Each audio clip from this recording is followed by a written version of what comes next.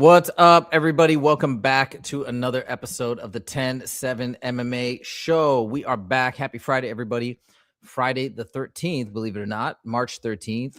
And holy smokes, we have a lot of things to talk about. We actually have a topic list that spans 8 different topics, which is a little bit long for us. But there's just so much news that happened in the last week. So we're going to get into everything right now. And as you guys make your way in and Justin gets situated, we are in for a really, really fun one.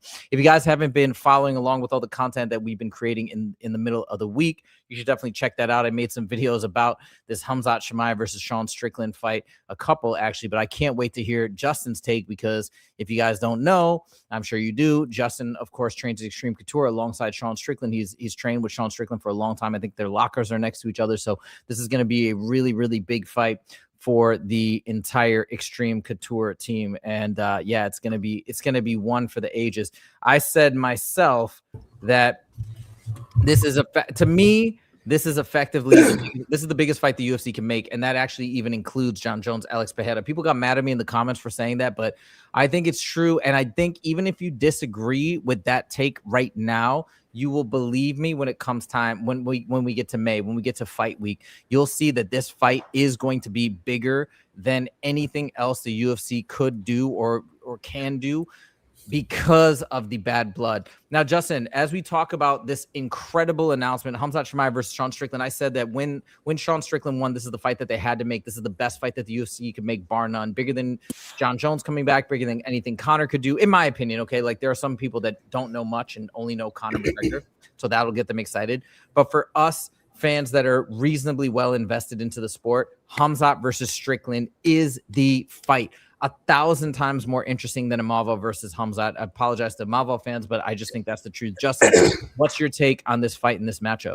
I mean, I don't know what else to say. You kind of just said it all. Man, this is incredible. Like, Imavov, cool, has a left hook. I can't think of any time I've heard him do an interview. I can't think of any time besides when he knocked guys out with his left hand that there's anything remotely interesting about this guy. Khamzat has a mild character. I know he's your favorite fan. I know he's very dominant, but in my opinion, he's not boring. He's not boring on the mic, but he's not Conor McGregor. He's not Sean Strickland. But I think that because of this matchup, because of this bad blood, that Sean Strickland is going to raise the bar in the presser, and I think Khamzat Chimaev is going to be along for the ride. And I think together, this is the perfect storm to have that incredible Conor McGregor, Nate Diaz type press conference, compared to if it's just Khamzat from Imavov. They're probably going to have a lot of respect for each other, and they're probably going to be like, "Oh man, he's great, he's great. Oh, he's the best, he's the best." And then Khamzat will be like, "Oh, I want to smash, I want to smash." This isn't going to be this. Like, Sean Strickland is publicly on MMA and UFC forums calling Khamzat Chimaev a goat fucker, like over and over and over, and calling him inbred and calling it in this and that. Like, this could be a Khabib, I can't even talk. Khabib and Conor relapse of of Sean Strickland being on a bus and Khamzat coming over and smashing it with that lift that he did. Like, I think this is going to be escalated to that point. Not to mention the possible aftermath of this fight, because we've talked. You know what I'm saying? Like, again, I'm relating this. I'm not saying this is as big as Khabib and Conor. It's not. It's not. But it's definitely going in that route, because I just don't. I mean, Sean's a huge superstar in the UFC, but he's not as big as Conor McGregor. And Conor McGregor, obviously, and again, this is why I'm relating it as well. Khabib, very respectful to his opponents, this and that. I mean, him as a Khamzat, I feel have he can't win a press conference over by himself. He can't.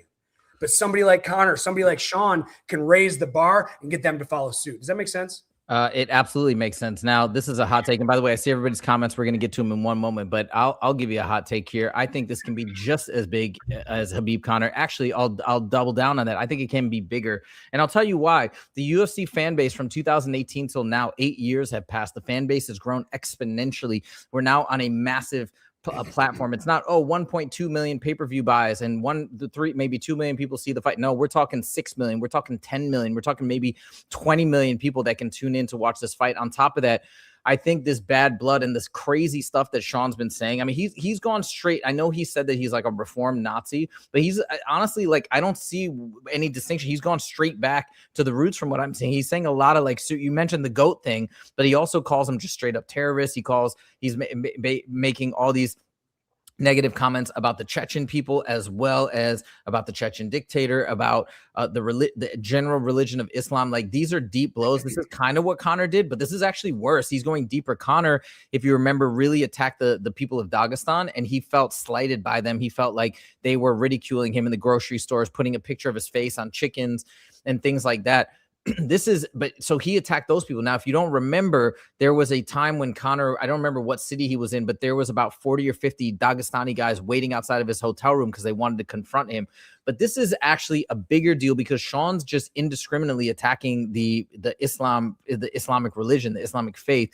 And dude, I don't know how people are going to react. This could get wild. Now, it's not happening in the Middle East. It's happening in Newark, New Jersey.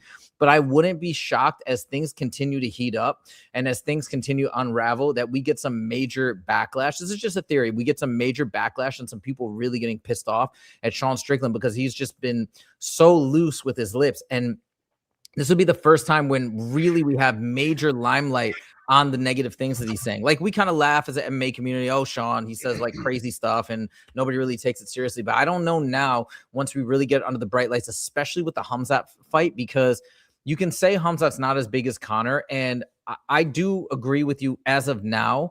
But what in this situation, let me just finish my point and then I'll let you go. So I will say, I will kind of agree with you there. But remember, for one thing is that the Khabib fight actually raised Conor's profile a ton. Khamzat right now, if we go by followers and the fandom, you may not feel like the most massive star here, but he's a massive star overseas. He's probably the biggest star, him in Islam, in terms of the Middle East, the Russian region, Chechnya, all those areas. He's got a massive, massive fan base. And when Sean's going to be coming at him so aggressively, I think it's going to stir the pot to such a degree that people aren't anticipating it. And this fight is just going to be absolutely explosive. Okay, sorry, take it away.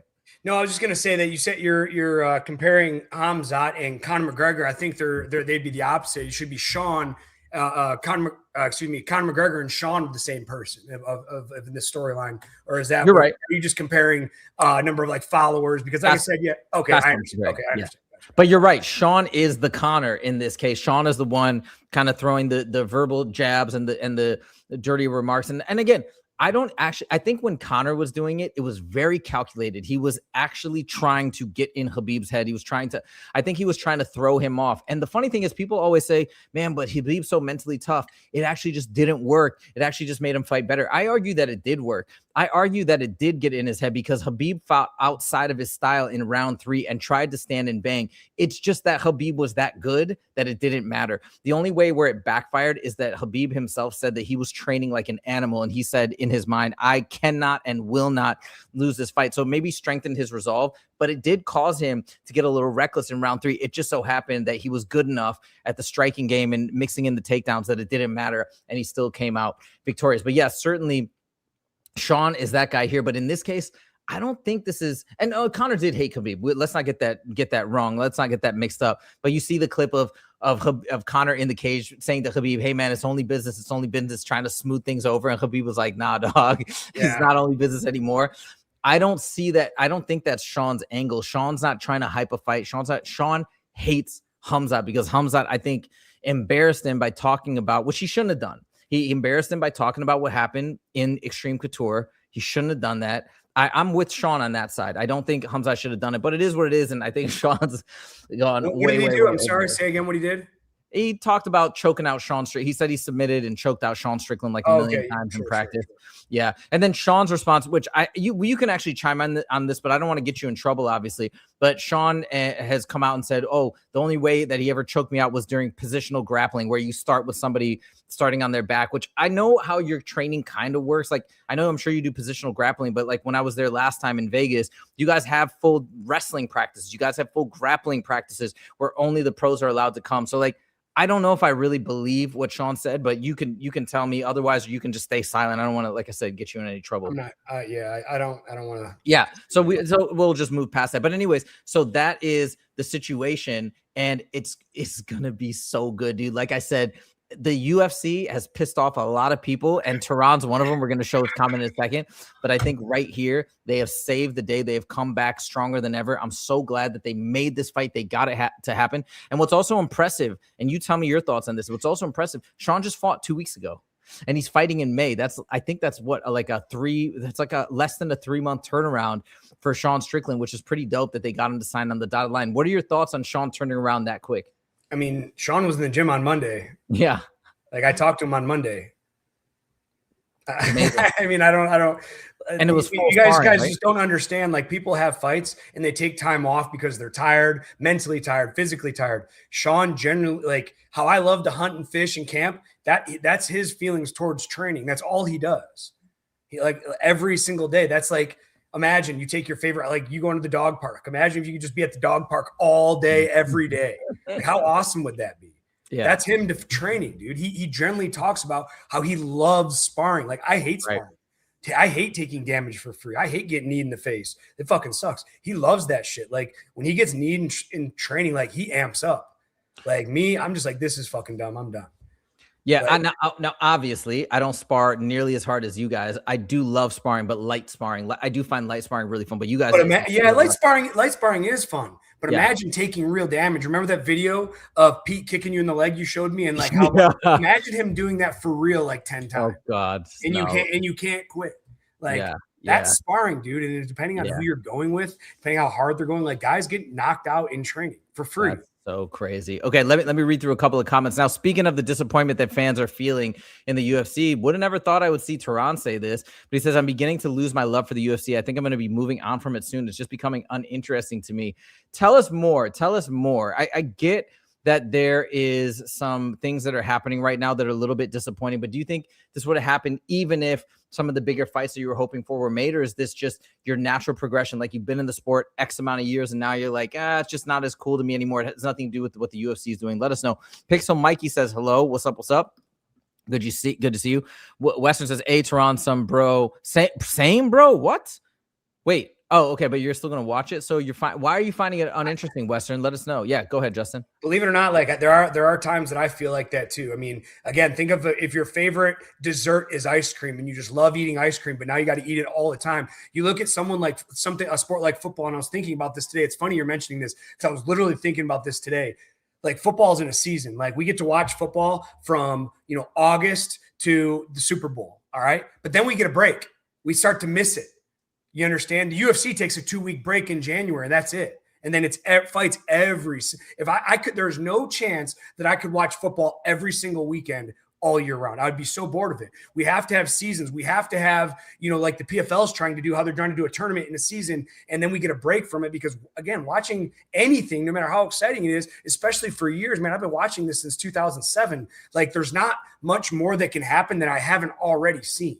I've seen the crazy, does that make sense? Like nothing new is going to happen in the sport. They've talked about new weight classes. Maybe that'll make it a little more interesting but as from a fighting standpoint, the sport is exactly the same. Now there's evolution and progression, but even I think the fights are even becoming a little more boring because everybody's getting so good that you can't, how often, I'm not saying never, but think of like 19 or 2000 or 2010 even, how many rear naked chokes were hit? All right, how many triangle chokes were hit? These were interesting submissions that people are like, oh my God, he's getting me a triangle. Like that never happens anymore. There was actually a statistics playing that there was, and this isn't the exact numbers, but I'm going to give you the idea of what the statistics said. 2010, there was 25 triangle chokes. In 2015, there was 11. In 2023, there was like 3. And I think there was like 1 last year. Yeah. Because everybody is getting so good. The evolution of defense and the evolution of offense, unfortunately, just can't keep up.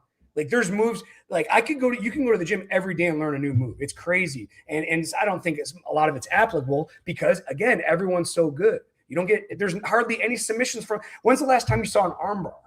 Yeah, or even it's true arm bars. You rarely ever see. You see guillotines maybe a little bit more, but guillotines are probably the most normal one. But guillotine defense is becoming so good. It's.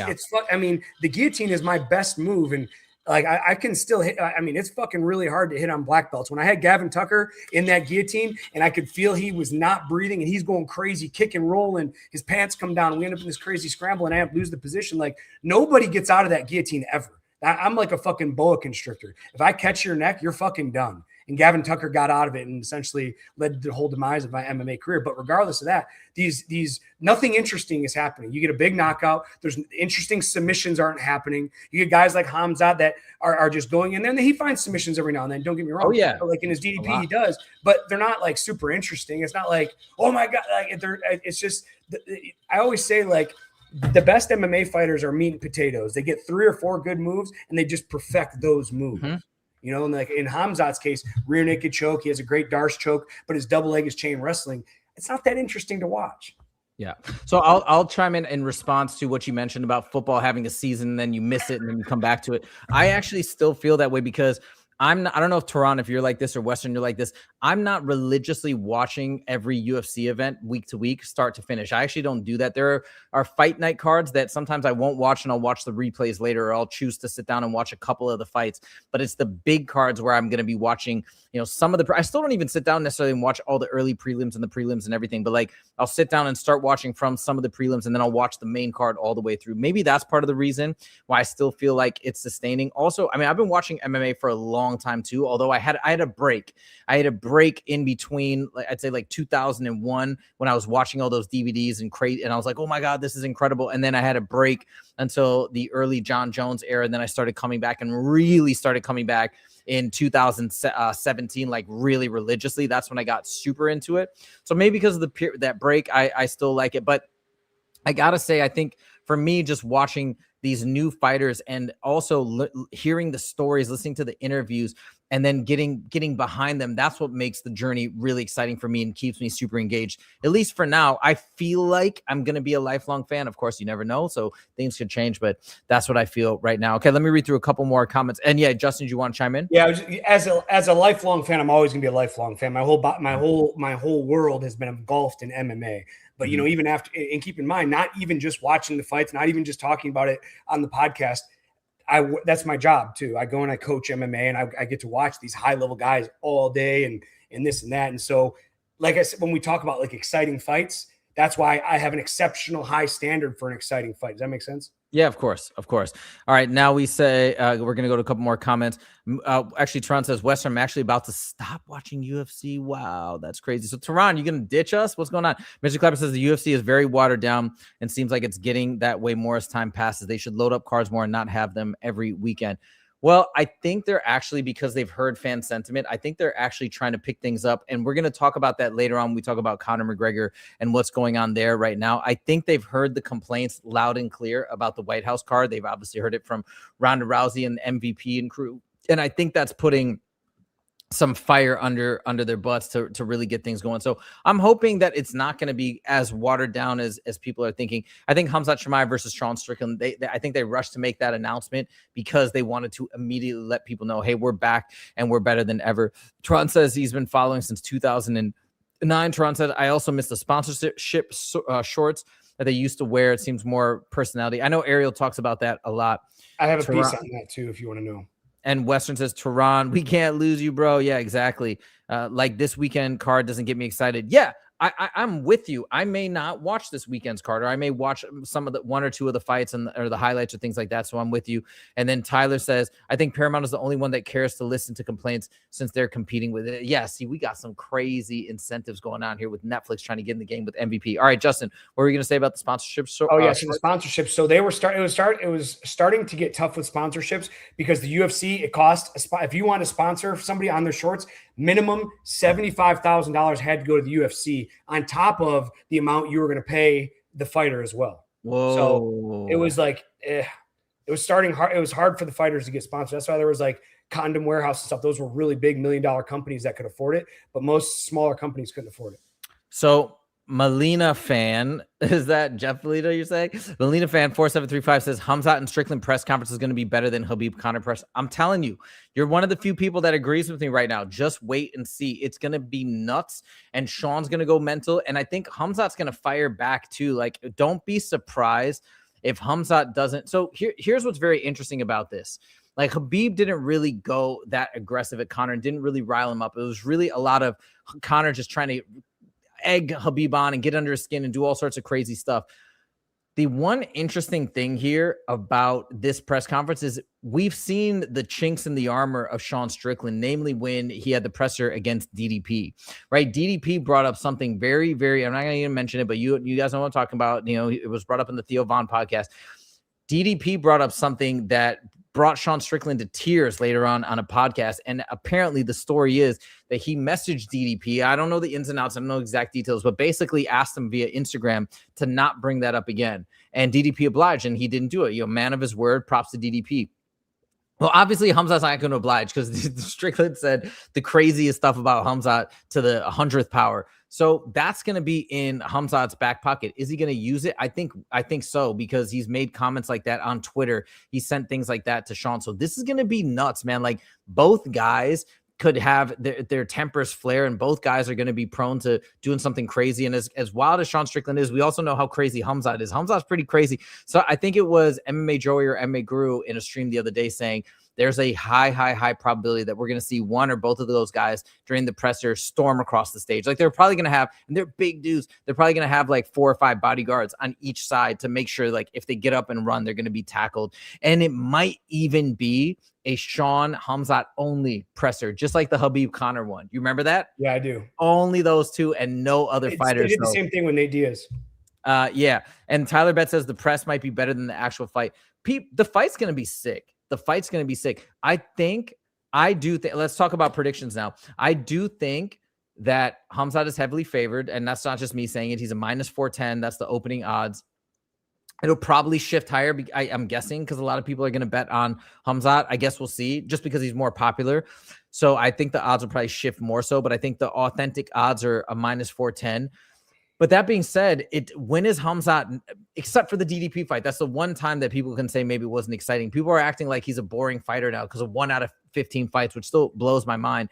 But even when he smashes people, like how exciting was the Robert Whittaker fight? How exciting was the Jing Liang fight? I know it's not your maybe style of fight, but when he just goes in and steamrolls somebody in a round, picks him up, is screaming at Dana while he's choking him out, like that's so sick. So I think the fight is, and Khamzat's going to be pissed. He's going to be so pissed. I don't think he's going to play around. I don't think he's going to play it safe whatsoever. I wouldn't even be surprised if he stands and bangs to some extent. I would not be surprised, because he asked his team if he could stand and bang with DDP and knock him out in round 5. And they told him, no way, you're going right back to the ground. And so he did, just to secure the title. But I don't think he's going to listen here. I don't think he's going to have control. So Justin, what's your thoughts? I'm saying Khamzat obviously for sure is going to get the victory. I'm saying by round 1 or round 2, it's going to be an early finish and by submission to ground and pound. What do you think? I was looking at the odds today. I saw it -410, like you're talking about, Sean being +300. Now I look at a prediction odds site. So what it is this website goes to these professional gamblers and they try to predict what they think the odds are going to be by the time of the fight. And guess what they guess what the prediction is?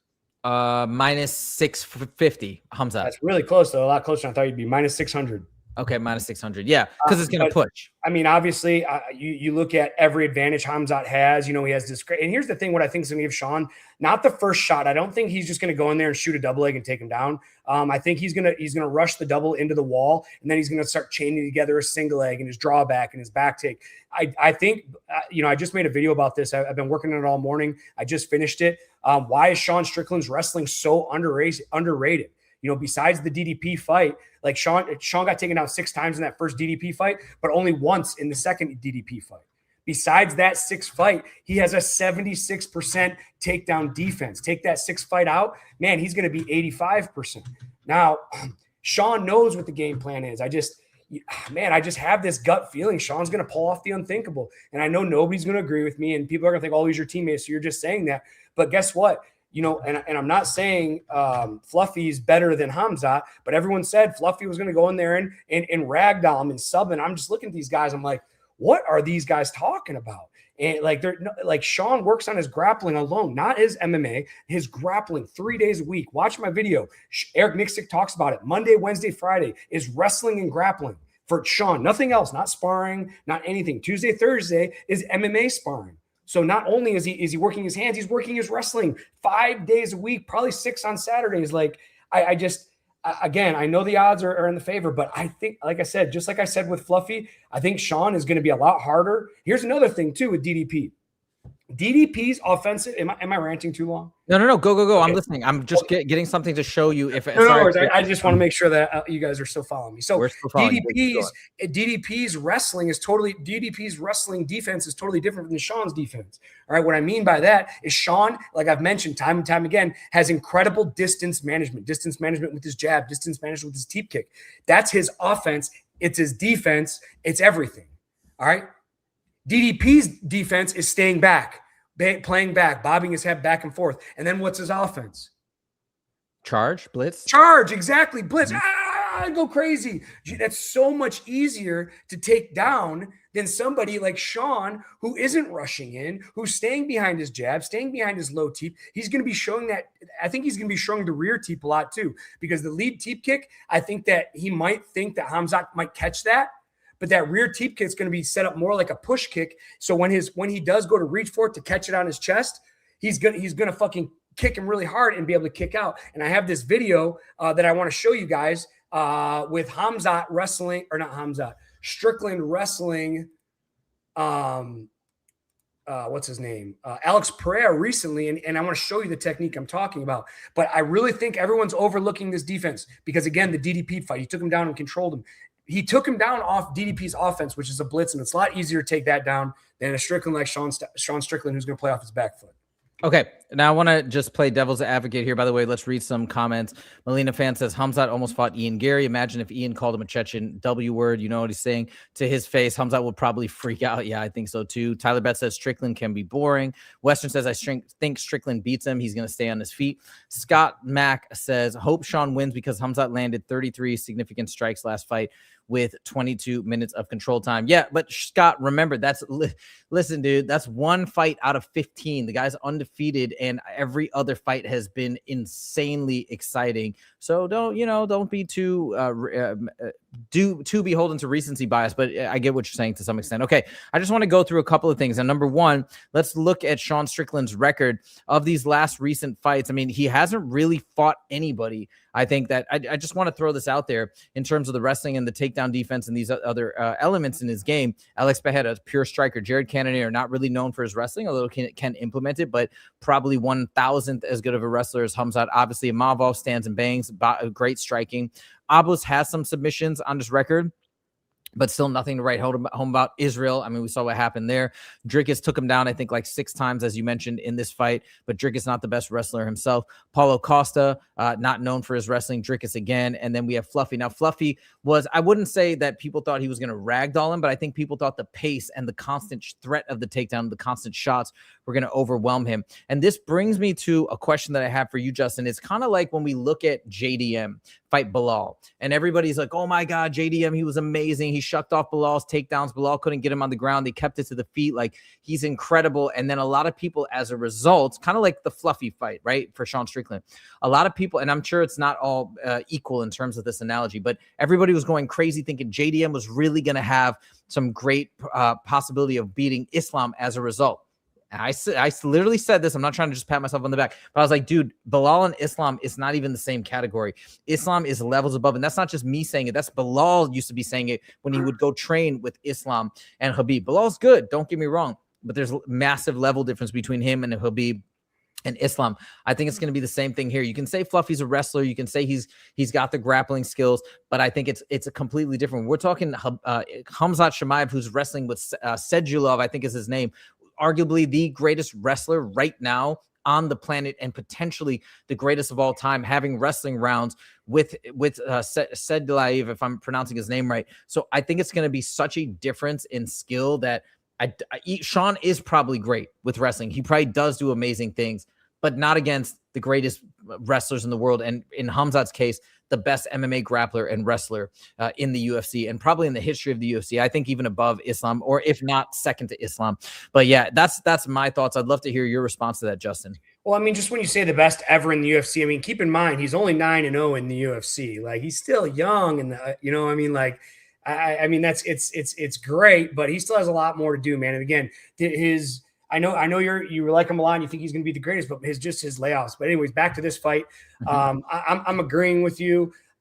to an extent. The problem with when you say Bilal and Islam, yes, there is a different level. Bilal is still a very high-level grappler. He's based his whole career around it. It's not like he's a mid-range grappler. If Islam's a number 1 grade, Bilal is a number 2. So, but and you just, I don't know, man, just like with Khamzat, what he did to DDP, it's just, I just can't see that he's that below. I'm sure he's better than Sean at wrestling, but for 25 minutes, anything can happen, man. And I just got to go with my teammate, dude. I just have an inching for, I just have a weird suspicion that he's going to win. I totally get it. Yeah, and just to be fair, I don't think the fight goes 25 minutes. I think what's going to happen, I think people are now just thinking that Khamzat's like a 25-minute decision machine. Like that was one time. I think he'll want to go 25 minutes. He's not going to want to get in there and just sub him in a minute. If he's really that upset, he's just going to go in there and finish the fight. I think he's going to want to punish him.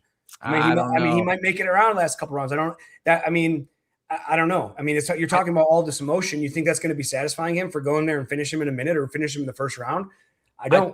I think he's going to be so frenetic. He's going to go in there. He's going to lay massive ground and pound on him. I don't think he's going to let him up and let him survive just so he can keep beating him up. I could be wrong, but I highly doubt that. And I think he's going to choke him out or beat him so badly. And then I think the refs are going to have to pry him off of Sean Strickland. I think that's what's going to happen. It's going to be kind of like when Khabib had Conor in that choke and they literally had to pry his hands apart to get him and then push him off of Conor. Yeah. I think that's what's going to happen. But again, not trying to look, man, I know he's your teammate and I know he's your buddy and I'm not trying. This is just what I think is going to happen. And based on the skill level and everything that goes into it. All right. We got a couple more comments. Tyler Bett says, I think the fight goes, Tyler's in agreement with you. He says, I think the fight goes long. I'd say that to get Western agrees. He says that's a given. Not if you're a Khamzat Glazer and think he gets an early sub. Well, I guess I'm in that category. He call you a Khamzat Glazer? Yeah. Meet Rockets back in the house. He goes, Tyler Betts, you must be a casual. Tyler Betts, do you remember me? So we got some back and forth. Tyler Betts, Khamzat had 2 stand-up wars with grapplers. Sean definitely fought the harder competition. I don't know if I agree with that. Meet Rocket, I think, they both fought DDP. They have that opponent in common. And Sean's never fought Robert Whittaker. Robert Whittaker is a formidable opponent. Maybe he's fallen off a little bit, but that guy is no joke. Me Rocket, I think Sean can cause some problems to Chimaev. He's got very good anti-wrestling. This is, I think, what Justin's saying. And Gilbert caused Khamzat problems. When is the Strickland fight? May 9th in Newark, New Jersey. Meet Rocket, Kamaru Usman, Nurmagomedov, Shapirov, and Gilbert gave Chimaev problems. Nurmagomedov, Shapirov? What? Okay. And Gilbert gave Chimaev problems. Yeah, I know I sound like I'm making up excuses for Khamzat, but he hurt his hand in round 1. So you saw Khamzat smother and almost nearly finish Kamaru Usman in round 1 like nobody had ever done before. And that's props also to Kamaru Usman, by the way, but he almost smashed Kamaru Usman and finished him in round 1, but he took him down and just had his back the entire time. And he wasn't able to go back to the well as a result of injuring his hand. He thought he broke it. I think it came out that he actually didn't break it, but that's the explanation. I know, Justin, you hate to hear that type of stuff, but it's what he said happened. Melina fan says Sean was also injured in his second. That's true. He was injured in his second fight against DDP. Khamzat is just going to break his jaw like he did to Robert Whittaker. It will be a very similar scenario. I mean, I'm with you. I'm not saying I don't think he's going to necessarily break it. Well, who knows? I don't think he'll necessarily break his jaw, but I think it'll be a very, very vicious, fast. I think he's going to prove a point, and I think he wants to show the level difference. But we'll see, man. It's great, and there's going to be a lot of back and forth. Look. People are saying this presser is going to be just as crazy as Conor Khabib. I think so. People want to say that, nothing's good. People just want to act like Conor and Khabib, it's just untouchable. It'll never be met again. And nobody can compare to Conor's star power. I disagree. And I think this is the fight. It's going to elevate both these guys. And the winner of this fight is going to get such a massive boost in stardom and fandom. It's going to be out of control. Just watch. But remember that, well, you don't have to remember this is going to be living on YouTube, but I think you'll realize soon enough that I'm on the right path here. Okay, we talked about this fight like crazy. It's so much fun, and that's how awesome it is. We talked about it for a half an hour, but now let's get into the mix. Let's go through the full UFC 328 card because we haven't had a chance to talk about it and react to it. So, Justin, let me pull it up here. And I made a video about it last night. So, Justin, I'd love to hear your thought. What's going on? Why did it not go? Hold on. Events. Where is it? May 3rd. Oh, still not posted on the UFC website. Hold on. I'll find it over here. UFC 328. All right. Boom. So let's talk about it. So, of course, we had the main event, which we already talked about. Volkov versus Salsa Boy for the co-main. Like or dislike? I like Volkov, man. He's an old school vet. Anytime I can see him in a co-main, I know you have a lot of credit for Acosta coming up. I think he's a hot prospect. I mean, beating a vet like Volkov will really shoot him in to get a title shot here soon. I mean, Volkov ranked number 2 coming into this fight, and like I said, he has a lot of momentum, and I know you got a lot of praise for him. So I think it's a good matchup. Yeah, Volkov's a great fighter, great kickboxer. Of course, Salsa Boy's been on a tear lately. I think it'd be really fun if he does get the victory, and he'll probably be lined up for whatever the ultimate. Whatever the result is between Tom Aspinall and the winner of the interim title here. Maybe we'll see Salsa Boy versus Alex Pereira. Who knows? Sean Brady versus Joaquin Buckley. I love this fight. I think it's a really fun one. What do you think? Yeah, I agree with you, man. It's I'm going to be looking forward to breaking this one down. I didn't realize Buckley was ranked number 4 and Brady was number 9. So this is a great opportunity for Sean Brady. I think Buckley is very beatable, but Buckley is very powerful, very fast, has incredible striking. He has good wrestling defense. You saw it against Colby Covington. You look how he just battered Colby Covington, which I think one of his most notable wins. But I think he does have holes too. Yeah, actually, wait, I'm not sure how he's ranked number 4. I think that might be some other type of some other type of ranking, not the UFC rankings. I'm checking it right now. That does not seem right to me. Yeah, Joaquin Buckley is ranked number 9 and Sean Brady is ranked number 6. So I don't know where they get these rankings, but it might be from another organization. Then we got Bobby Green versus Jeremy Stevens. That's pretty cool. Jeremy Stevens, OG of the sport, coming back after a bare knuckle fight. What do you think of that one? Yeah, Jeremy's been training Extreme Couture. I just talked to him for the first time the other day. Fucking what a nice guy, man. Just basically thanked him for all the great fights, in the PFL, in bare knuckle, in the UFC, man. 29-2, very humble, very nice guy. Bobby Green, I like Bobby Green. Me and Bobby fought on the same card a couple times, and this guy is freaking hilarious. I actually have a video of him. So like my first UFC fight, right before the show, Dana White pulls all the fighters in and basically talks about the card and tells you about this opportunity we all have to, make this exceptional. And Bobby Green is just a goofy dude. He's yelling at Dana the whole time. And I'd have to show it to you one day. It's very funny. But anyways, guy's a great fighter. He's a character. He's been around forever. Very nostalgic fight.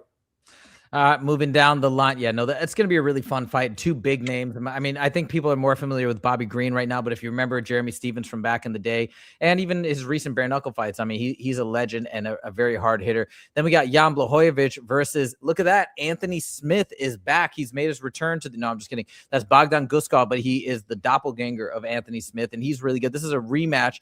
I thought when I watched this fight, Jan Blachowicz, the only guy that's gotten 2 draws in the UFC. That's crazy. The other one against Ankalaev. But I thought when I watched it that Bogdan had won that fight, and I don't think I'm alone in that take, but it is what it is. Jan Blachowicz had a great 3rd round. I'll say that for sure. He definitely won the 3rd round if I'm remembering this fight right. But we get a rematch here, and who doesn't like to see Jan Blachowicz? Bogdan had a really fun fight style in that first fight, so I'm looking forward to that. The last one I'm going to talk about here, Ateba Gauthier. This is, some people are calling him the new Francis Ngannou in the middleweight division because he's got dynamite in his hand. So this is going to be a really, really fun fight, an up-and-coming prospect. And this guy is such a cool guy, too. The way he talks about fighting and the way he discusses his opponents, that you're actually showing, like, he's very zen. I'm showing my opponents love by fighting them. They're showing me love by fighting me. We're teaching each other lessons, and we get to move on as a result. So he's a very, very respectful guy, despite insane power in his hands. His last fight, though, did go to decision, which was surprising, but I don't think that's going to be the case too often. Okay, we got some comments in the mix. Let me read through these. Melina says, off topic, but Shar Bullet versus Khamzat, who would win? Khamzat in a second. I mean, the problem is Shar Bullet doesn't have, I mean, what is he going to do? He's going to get absolutely hammered and destroyed unless, I mean, what? It'd be like a puncher's chance, don't you think? Yeah, it's 100%. It's and Khamzat, I mean, the differential between their grappling is like 100x than their differential in striking. Like Khamzat's striking is actually pretty good. He just hasn't really used it super extensively, with the exception of knocking out Gerald Mearshar. But yeah, I mean, Khamzat would absolutely smash him. It'd be a fun fight though. Meat Rocket says, I mean, people were saying Fluffy was going to destroy Strickland, but look what happened. Styles make fights. That is true. And actually, Justin predicted that Strickland was going to beat Fluffy. He actually called out the wrestling defense as well. So there you go. How is Brady number 9? Wasn't he? Yeah, no. I think that was those rankings were incorrect from Tapology. I don't know what he's number 6, but he was at number 1. And then I think he lost to what's his name, Michael Morales. Did he lose a fight before that? I can't remember, but yeah, that's the gist of it. Do you think Robert? What do you think? Do you think King Green will beat Jeremy Stephens? Man, they're both on their downfall. Jeremy's going to come in hungry. I think, man, I might be mistaken, but it might be in Jeremy's hometown or something like that. I think that's why he came back for the fight, is what he was telling me. So there was something sentimental about where the fight was. He told me the other day. It's in Newark, if I'm not mistaken. I thought Jeremy was from Iowa, but you could be right. I might be wrong with exactly. But when him and I were talking about the other day about him coming back, I was, oh man, that's awesome. And he said there was something about this fight why he came back. I just can't remember the sentimental piece to it. So I mean, Jeremy might be on. This might be his last fight. So fighters take that into consideration. They go all out and they do everything right. So if there's a sentimental piece to this, I think Jeremy can come through and beat Bobby Green. I think he's going to be the underdog, though. All right, well, it's coming up. John Dong is back in the house. What's up? What's up? Tyler Betts says the rankings are trash. Notorious Viet says, doesn't the guy on the right train with Sean Strickland? That is correct. That is Justin James, rocking the UFC shirt, trains at Extreme Couture. Tehran says, I'm picking King Green. Okay, so we shall see how that goes down. We have some other fight announcements. I'm going to move on from that, but there have been a bunch of other fight announcements as well. Actually, what's really funny? We got Colby Covington versus your favorite in Real American Freestyle Wrestling. Did you hear about this? Yeah, he's talking about Bo Nickel. No, I wish. He's not. No, he's running from Bo Nickel. No, Colby Covington is going up against Dylan Dennis in Real American. I did see that, actually. Yes, I did see that. That's so good. I actually think that's pretty hilarious matchmaking. But the funny thing is, I think actually Colby's afraid to talk smack about Dylan because Dylan's so crazy. Because Colby, it was super, super respectful in a recent interview when he talked about Dylan. I'm like, he doesn't want. I don't think he wants to go down that road because Dylan is like, what do they call it? Like the mud monster. You don't want to play in the dirt with the mud monster because they like getting dirty. So it is what it is. But anyways, okay. Now let's move it along. News about Conor McGregor, and really the news about Conor is the lack of news about Conor. That's what's really interesting. So last week Conor said that he was going to be going into negotiations with the UFC about this upcoming fight in July. And usually when things don't go Conor's way, and this is from Ariel Helwani, not from me, but usually when things don't go his way, he's going to be vocal. He's going to talk about it on X or talk about it on Twitter and get out there and make a stink. Well, he's been completely silent since Monday. And on PT Carroll on Ariel Helwani's channel earlier this morning, they said that Conor is coming back unless something catastrophic happens, meaning they're moving in the right direction and they feel it's very likely that he's going to be here. I think the UFC is more motivated than ever. And I know you're not going crazy trying to see Conor McGregor, but I think the UFC is more hungry than ever to get Conor back because of how upset the fans are about the White House card, because of how upset they are about John Jones not being on the White House card. So I think it's going to happen International Fight Week. It's obviously not going to be against Chandler. We still don't know the opponent. But Justin, let's just say in your perfect world, because I know what you want to see. If it's going to be Conor, you want to see Conor versus Nate Diaz. What's the excitement level for you at this point? If it is the fight that you're looking for, Conor versus Nate Diaz. Oh, I would love that fight, man. That would be a fight I'd get excited about. But here's the thing about this whole situation. In 2022, you and I had this exact conversation. In 2023, you and I had this exact conversation. In 2024, you and I had this exact conversation. The same thing with last year. This is the exact same conversation we've had. And I'm pretty sure, and I might be mistaken, but you'll know for sure, I'm pretty sure you called it to be for International Fight Week, at least a couple of the years that we had talked about. So, yeah. I mean, this conversation is so redundant now. If Nate does get matched up with Conor, I mean, this is great. We have both guys that are, at the end of their career, and they're both coming off some losses. Like, this is perfect. All right. But it's not Mike Chandler, the biggest loser in MMA, at least Nate Diaz. And it's now, if these guys were going against each other just for the fact of having a fight, like these guys never fought before, it would be a stupid fight. Again, it'd be the battle of the losers. But because of the weight from their first two matches, that's what makes this fight exciting. And the presser will be fun too. Yeah, the presser would be great. Yeah, I think it'll be interesting. So you're saying you're super excited then for Michael Chandler versus Mauricio Hufi. Is that the one you can't wait for on the White House card? I gave it a 4 out of 10. I don't even know why I gave it as high as a 4. I actually am kind of excited for that fight. I think it's going to be interesting. I do think Chandler's going to get knocked out. It's embarrassing where the American's going to get knocked out on the lawn of the White House. Like, why? I don't know. I wanted the Americans to win. So Taronda did say, yes, Jeremy is from Iowa. He's a Midwest guy. Notorious Viet says, why did they move Buckley versus Sean to 328 and make Aljo versus Alal a main event? I'm not sure. Oh, you think that sucks? I mean, I like Aljo. I'm a big fan of Aljo, and I think he's been done dirty a little bit by the UFC. So I like that fight, but I'm happy that Buckley versus Sean Brady is on this UFC card. I think this is a really good card. I know a lot of people are saying it's a lackluster main card with an amazing, incredible main event. I disagree. I like the co-main. I like the featured fight. I like King Green versus Jeremy Stevens. I mean, the fight. I think it's a pretty solid card. Tyler Betts says cringe versus Corn. Wait, what are you referring to? Oh, you're talking about what? Buckley versus Sean Brady. Which one is cringe versus Corn? Meat Rocket says Tyler Betts loves Colby. Do you really, Tyler? You love Colby? Okay. Notorious Viet says Conor's the most tested UFC fighter right now. With 5, with the second most. He had 3 tests this year. Interesting. Hopefully that means good things in terms of his return. I want to see him come back. I think the UFC needs him to come back. They need a big bump, especially after the negativity that they're getting from Netflix and MVP, and especially Ronda Rousey, which we're going to talk about in a moment. I wouldn't mind McGregor Holloway fight. I wouldn't mind it. I think Holloway would have the better of him in that one. But it might be. We'll see. Melina says, what do you think would be a good next fight for Max Holloway? Man, I don't know. I was thinking if he won, I thought it would be cool. Excuse me. For him to fight Arman Tsarukyan, but now that he lost, maybe Conor would be a good one. I'd have to look back at the rankings, but I'm not sure. Tyler Betts says, nah, Colby is the Corn. Haha. Okay, fair enough. Okay, well, speaking of Colby Covington, let's actually get to the clip here. So here's what's very interesting. I made a video earlier this week saying that Bo Nickel basically defeated Colby Covington without ever stepping into the octagon with him. And I think I stand by that point.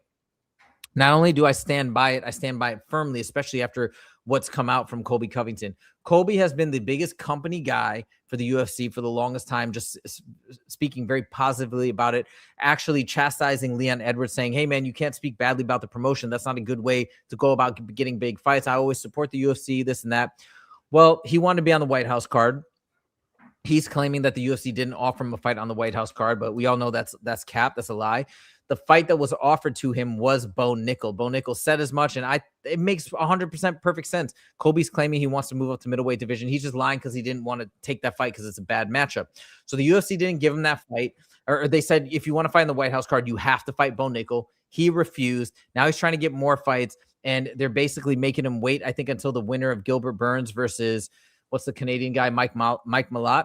And now he's finally had enough. I think now, because the UFC tried to pressure him and put him in that position for the benefit of Bo Nickel, he's now lost it. So all the loyalty, all the good stuff that he's always had to say about the UFC, that's all in the past. Justin, check this out because I want to get your take on Colby's crazy rant. And then they just have me sitting around for the last 14 months doing nothing, twiddling my thumbs. They haven't offered me one fucking fight. Like, they're supposed to be offering me 3 fights a year by contractual law. So, I'm not trying to get into a suing match or a pissing match, but it's just not fair to me, like not trying to get into a suing match because he's probably lying, because they probably did offer him those fights. They probably did offer him Bo Nickel or unfavorable matchups, and he just, this is the reality. But anyway. Not giving me an opportunity to earn. And it's shitty because it's like, dude, not only are you not giving me a chance to earn, you're not letting me earn anywhere else. So, Dennis, we're treated as independent contractors, but they're treating me like an employee right now because I tried to go wrestle and do a jiu-jitsu match against Arman. They said, no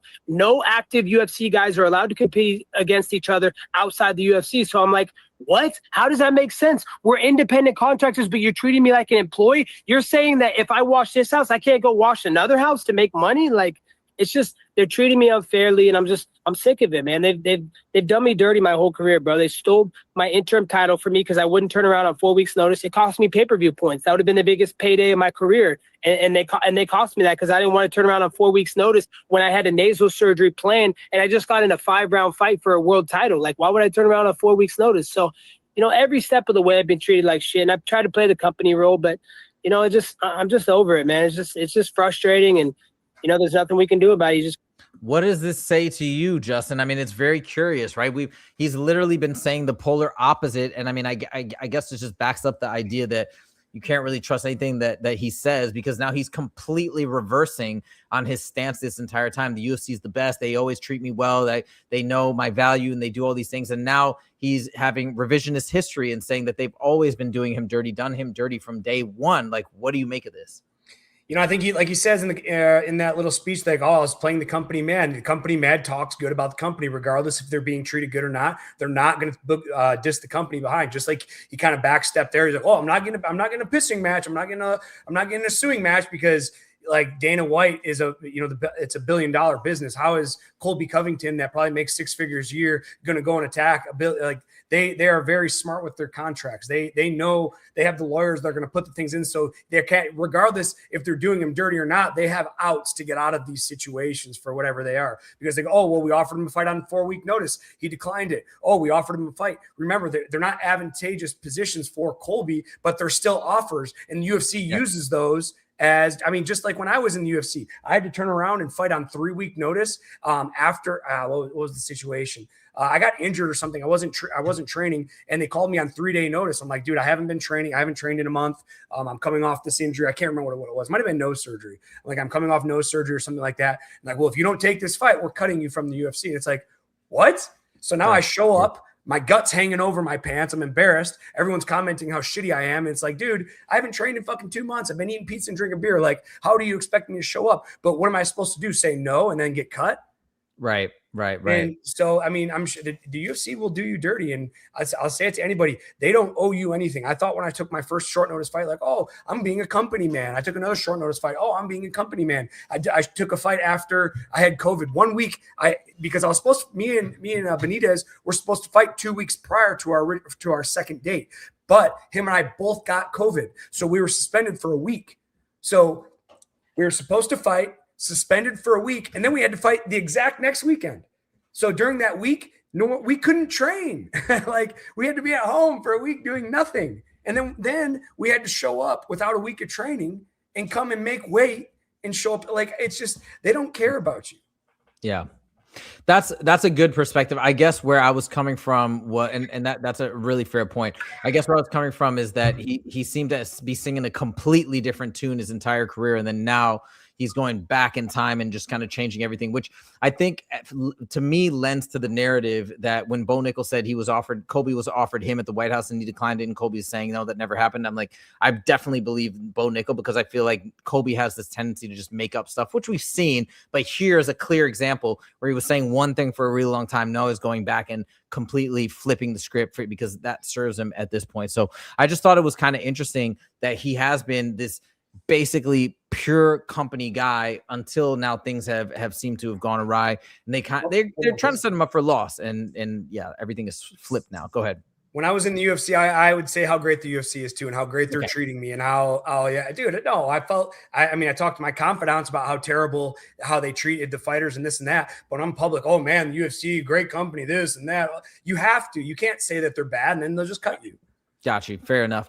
Okay, we got some comments, by the way, from Nizzle Nation. Do you think the fight that was supposed to be in the White House but fell out was Khamzat versus Sean? I don't know. I heard MMA Joey say this in a video last night, that he's starting to really think that was the fight that was scheduled to be on the White House card. I have no idea. I don't know if it was the main event that fell out. I don't know if it was a featured fight or if it was a co-main or what it was. I find it hard to believe that, because I just don't think they would have ever put Sean Strickland. No offense, but like you probably agree with me. I don't see how they would have put him on the White House card. That press conference, they're going to get so many people that are going to tune in that don't normally watch the UFC. And then you hear Sean go on these crazy rants. Like, yeah, it's an American, but one, it's an American that I'm not talking trash, but like the odds are that he's probably going to lose. And number two, the stuff that he says is insane. He's talking about things that I know that they don't want to be bringing up near the anniversary. So like, I find it hard to believe that was the main event, but I know for whatever reason, MMA Joey thinks strongly that that's what it was. Tyler Bet says Charles versus Arman, Max versus Diego Lopez. Max versus Diego Lopez could be cool if he moves up. Charles versus Arman. I mean, Arman has been saying that he would fight Charles next, and he's totally down to do that. But I think he would beat. Actually, I'm down for that. I think he would beat Charles, but I just really don't want anything to derail him from. I mean, he said recently that the UFC has told him he's next for the winner of Ilya versus Justin. That's what I want to see. I want to see Arman versus Ilya. That's a huge, huge fight. Very interesting fight. So I don't want anything to mess that up. Max would dog walk Diego Lopez. I could say I probably agree. I don't know so definitively, but that's interesting. I mean, they both would be moving up from 145. Do you think Ronda fight will get more viewers than the White House card? I don't know. I mean, dude, let's be honest. Like the main event, as nostalgic as it is, it's just not going to be good fighting. Like it's not going to be good MMA fighting. So maybe there'll be casuals and stuff that'll be watching it. The one reason why I think it could get close or maybe beat it is because you have Jake Paul promoting and you have Netflix, and Netflix just is the largest platform, but it's kind of ridiculous. Don't you think, Justin? I mean, seeing Francis on is going to be amazing. I'm excited to see Francis. But like Ronda Rousey and Gina, I think we're gonna be seeing stuff like you're talking about. We're gonna be seeing old school techniques that used to work will now work all of a sudden, right? Because both of these fighters are at such a deficit in terms of their training. But what do you think? Do you think it's gonna get a lot of views and a lot of? Dana White is very open about like how you should not put women in the main event. No, I mean, he just says it just doesn't sell. You just never know what you're going to get. Are you going to go a 5-round snooze fest? You know, and I don't see this fight going but a couple rounds. Actually, I do see Ronda winning, maybe by armbar, but I just can't see. The only thing that could get it more views is Netflix just has more subscribers than Paramount. Yeah. Although Netflix, I mean, Paramount has a lot. I think if I remember correctly, it was like 200 million, or I could be wrong, versus Netflix is like 350 or something, if I remember correctly. But it's just going to be also based on the percentage of people that will tune in. I don't know, but come on, like the White House card, it's such a spectacle. It's going to be literally promoted by the nation. I just can't buy it, but I guess we'll see.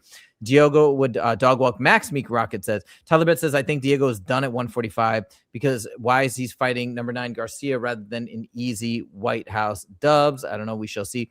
Can I stream something once you're done? Yeah, go for it. Okay.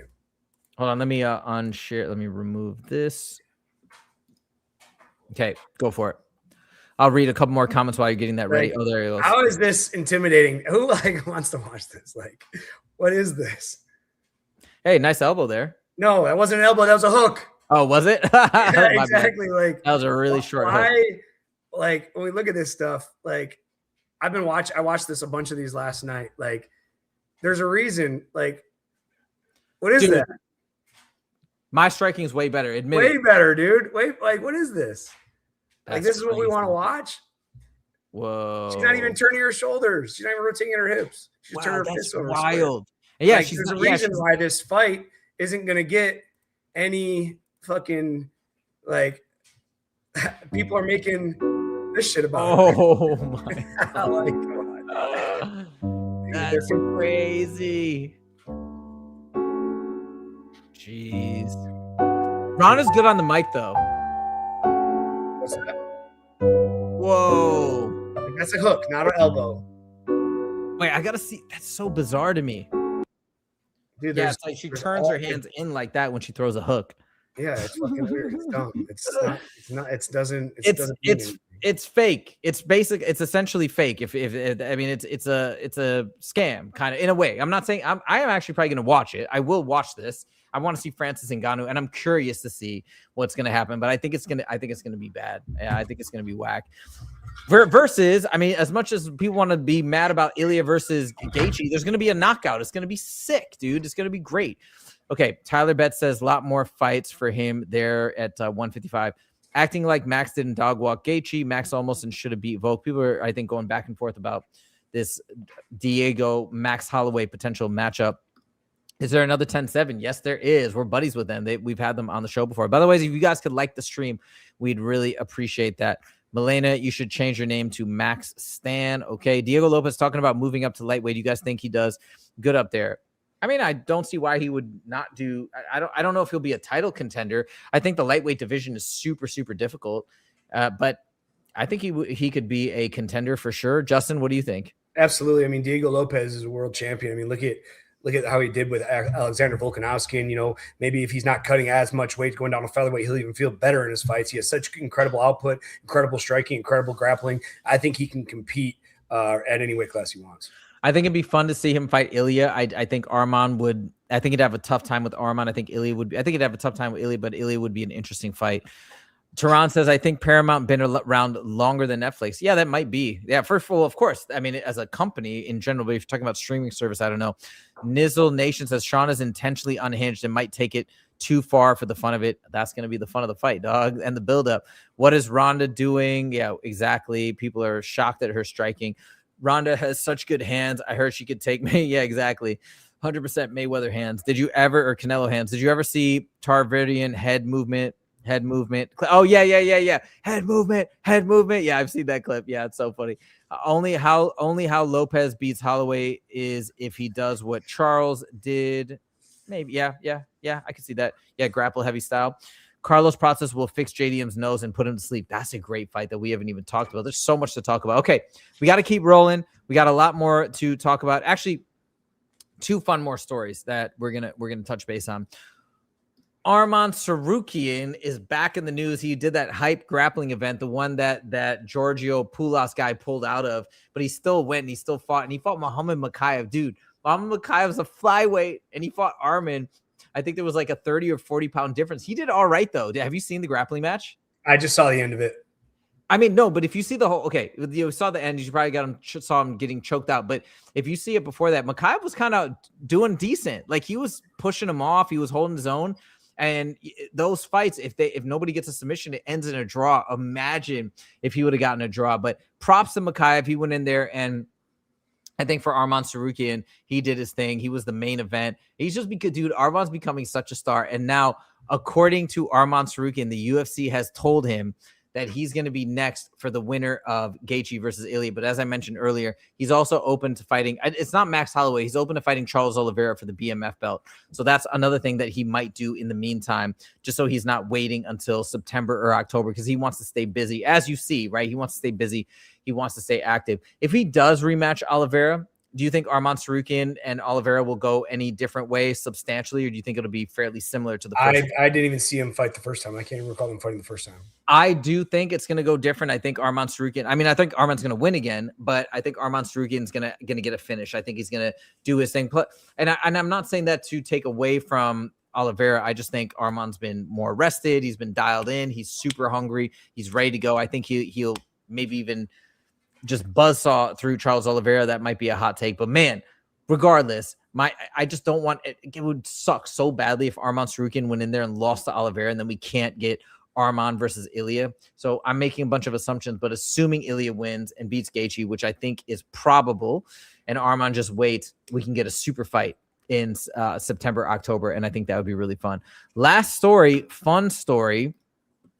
Gaethje and Chandler are down in Quantico. They're actually training FBI agents, which I think is so cool, and a really cool partnership between the government and the UFC roster. So they had actually a few guys going down there to train the FBI agents in self-defense and striking. Michael Chandler was on that list, Justin Gaethje, Jorge Masvidal, a few other folks that are champion level. But I think these are the types of things that are really good for the UFC brand. And I'm wondering if maybe the reason why the UFC is now doing stuff like this, or wanted to get out there and push the fighters a little bit, because I feel like they haven't been doing that as much, not like they used to back in the day with like Daniel Cormier and obviously Conor McGregor going on the Tonight Show and getting more out there in the public eye.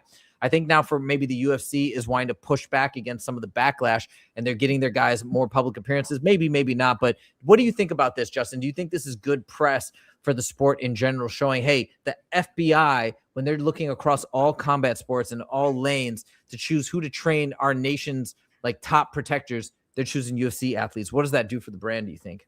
I mean, it's a publicity stunt. Like, you don't actually, how long are they training for? Like 3 days, a week? Like it's really, I mean, they'd have to train them like full time for them to have any really benefit out of it. It sounds like a publicity stunt to me. Trains FBI Quantico. Hold on, let me take a look at this. Okay, better prepared to protect UFC fighters. Okay, so let me read this article here. I'll show it to you guys so you can see as I'm reading. Check this out. I think it's really cool. Maybe it is a publicity stunt, but the FBI is about to step into the octagon. Agency personnel will be trained let's see, will be trained by UFC fighters this weekend. Okay, maybe it's only a weekend as part of a partnership between but you know what it might, but I could also see like those guys I'm sure do hand-to-hand combat. So maybe they're going in there and they're correcting some of the techniques or showing them ways to improve the training, right? It could be them training the trainers of the FBI, and then they're going to take away and learn and implement those strategies. But it says current and former UFC fighters will host a training seminar for academy students and senior FBI staff. I mean, I think it's really cool. This is a tremendous opportunity for our FBI agents to learn and train with some of the greatest athletes on earth. UFC said that the fighters who are skilled in striking, wrestling, and grappling, and UFC matchmaker Mick Maynard will provide insight into how they train for competition, as well as demonstrate specific techniques and tactics, offering a unique perspective to the students as they prepare to enter the field office. And here are some of the fighters, as I mentioned: Gaethje, Masvidal, Chris Weidman. That's interesting. I don't know who Claudio Gadella is. Maybe I'm Claudia. She's a Brazilian girl. She retired a couple years ago. Got it. She trained. She were trained. Look who it is, your boy Manel Kopp. Let's go. And Renzo Gracie. The seminar is being held 3 months before the White House is set to host several bouts on June 14th. We're going to have a big UFC fight at the White House, right at the White House grounds, Trump announced, and he has attended multiple events. Okay, so there you go.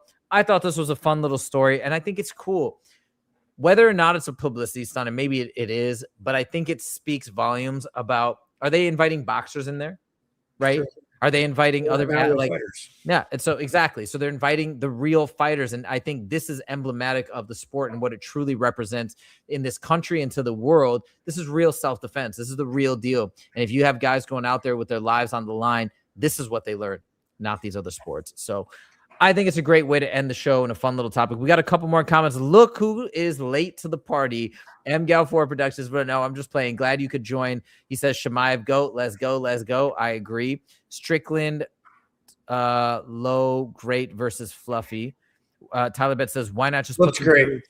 What's that? Oh, look great against, I got you. Look great against Fluffy. Tyler Bet says, why not just put them through a gym to train instead of prize fighters publicity stunt? Yeah, fair. But still, come on. It's still pretty cool that they're doing that as a show of what the respect for UFC athletes. Huzefa, Justin Love from South Florida, right back at you. And with that, we are going to call it a day. Thank you guys so much for joining. We had a nice little following, a nice little audience today. If you guys are still on and haven't clicked that like button, please, let's drum up the likes. Let's get this stream as much engagement as possible. What a fun show. A lot of topics that have been building up all week. Oh, by the way, comment right now, guys. Me and Justin are going to talk this over during the weekend and next week. Would you guys be interested in us doing a Wednesday, not Wednesday show per se, but a Wednesday stream where all it is just engaging with comments? So we won't even have topics. We'll just get on here and riff with you guys on topics that you want to talk about. And we might even have a feature where certain people from the audience, we can send you a link and you can actually join the stream live. We're toying with this idea just to do something different. But let us know. Obviously, right now, we do the show Monday and Friday only. But we're thinking, hey, let's add a third day. Let's get a Wednesday stream. We keep it at the same time so you guys know, hey, you can always find us here 1:30 p.m. PST. But if that's something that you think would be cool, let us know. John Dong says, yes, I would be interested. Tyler Bet says, bye. Love you too, brother. MGal4 Production says, Della Process. I know it's a great fight. Peace out, says Tehran. But yeah, if anybody is interested in Tyler Betts, or no, that was Meat Rocket. What am I saying? Meat Rocket says to Tyler Betts, bye, love you. Tyler is confused. Yeah, I got confused there too. Sorry about that. But anyways, yeah, let us know if you guys think that would be cool. That's all we got for you guys today. Thank you so much for joining, and we'll see you in the next episode. Take it easy.